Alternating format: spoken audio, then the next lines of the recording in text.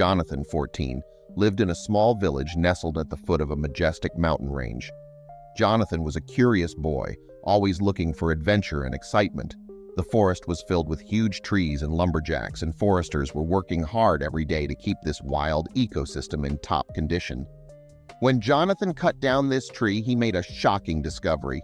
But before we start, smash the like button and make sure to subscribe if you haven't, and hit that notification bell so that you won't miss any new stories. Old trees were cut down to make room for new ones to grow, and the gathered wood was used to build new houses in the town where Jonathan lived. It was a delicate ecosystem, and one that Jonathan really wanted to be a part of.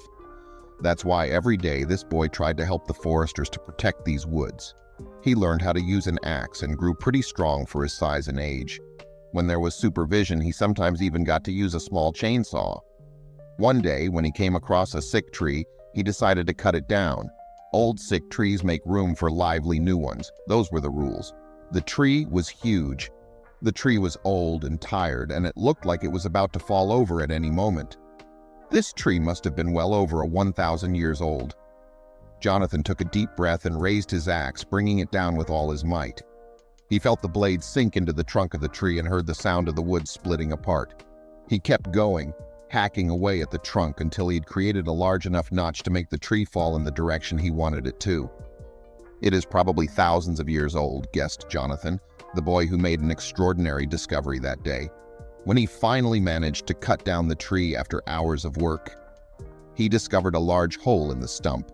He had never seen anything like this before. The space was dark and musty, and he had to use his flashlight to see where he was going. The chamber within the tree was filled with strange symbols etched into the wood. Jonathan could see large splinters sticking out of the wall of the tree pointing right at him, and also a musky smell that clearly did not come from the old wood of the tree itself. He shone his flashlight over toward and was met with a pair of glowing eyes, staring back at him. The eyes had a cold and unforgiving glow to them.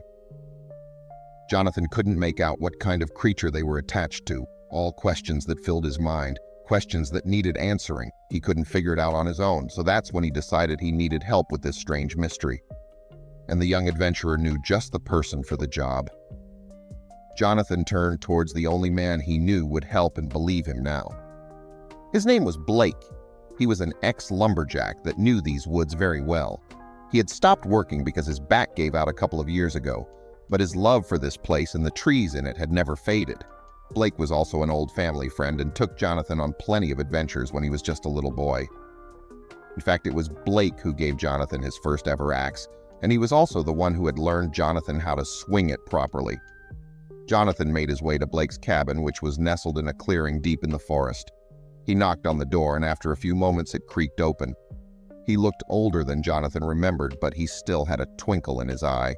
"What are you doing here?" he asked, his voice gruff but welcoming. Jonathan explained the situation to Blake, telling him about the strange symbols, the bones, and the glowing eyes he had witnessed inside this old sick tree. Blake listened intently, nodding his head as Jonathan spoke. The story became hard to believe at the end, but it did pique Blake's curiosity. "I've heard of strange things happening in these woods," he said finally, "but I've never heard of anything like this. It sounds like we need to take a closer look." Jonathan's heart leaped with excitement. Blake and Jonathan made their way back to the fallen tree, and Jonathan quickly removed the planks from the entrance. Blake shone his flashlight around, examining the strange symbols etched into the wood. "These look like ancient symbols," he said. "I've never seen anything like them before." Jonathan felt a sense of excitement and awe. Suddenly, they heard a rustling sound. They both froze, their hearts pounding in their chests. Blake himself crept forward into the trunk, his flashlight held high. As he got closer, he saw that the glowing eyes were still there at the end, but unlike Jonathan, he rushed forward. In the end, he came face to face with the creature. Jonathan was waiting outside of the tree when he did. The boy was nervous and afraid. But then his worried thoughts were broke by words from Blake. The sound from inside the tree conveyed the following: "Don't worry, my dear friend. I'm completely fine and will remain so. There is indeed an animal inside this tree, but it is as dead as it could possibly be." When Blake exited the tree, he knew exactly what to do. He picked up his phone and made a call. On the other end of the line, a woman answered.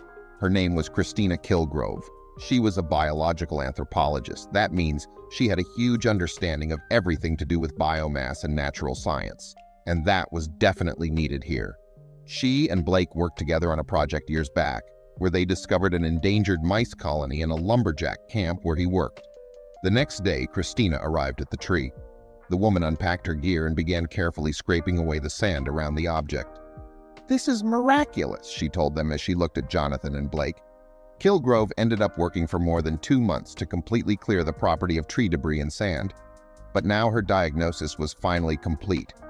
She appeared on international news outlets to tell her story, telling here once and for all what was found in the tree that day. And believe me, the thing that she found was incredible. Christina Kilgrove says, "In a tree in the territory of Georgia's southern forest, an incredible discovery was made 2 months ago. The fully preserved body of a more than 700-year-old dog. He was still in excellent condition, and Kilgrove also happened to know exactly who this dog had once belonged to and how it had ended up in this tree. The dog found 2 months ago is from a time where Columbus did not even reach America. The dog was mummified and carvings were made inside the tree that functioned as its tomb. There were even human bones found that indicates a ritual of safe passage trough the underworld. This dog must have been very important," she told news outlets. "Probably the favorite pet to a great king. In the end, the dog could not have been removed from the tree without damaging the mummified body. That's why Christine, Jonathan, and Blake decided to preserve the body and tree in its current state." Christina Kilgrove said the wood and oils inside the tree had provided a perfect habitat for the mummified dog. But what's next for this famous dog? Opinions are still divided about the dog's future. Many say he should be buried and receive a final resting place. Some say he should be a prime piece in a large museum for Native American culture. But for now, he has a nice place at the Waycross, Georgia Southern Forest World Museum. The museum now gets more than 10 times as many visitors annually, and it's understandable when you see their new showpiece.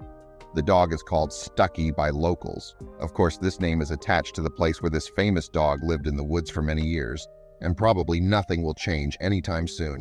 And the boy who found Stucky had remained humble and out of the spotlight. He was just happy that Stucky was found. From time to time, he visits the museum to say hello to his old friend, but mostly, he can be found in the woods, enjoying the fresh air and the lovely smell of growing pines. Sighed this tree, but it is as dead as it could possibly be. When Blake exited the tree, he knew exactly what to do. He picked up his phone and made a call.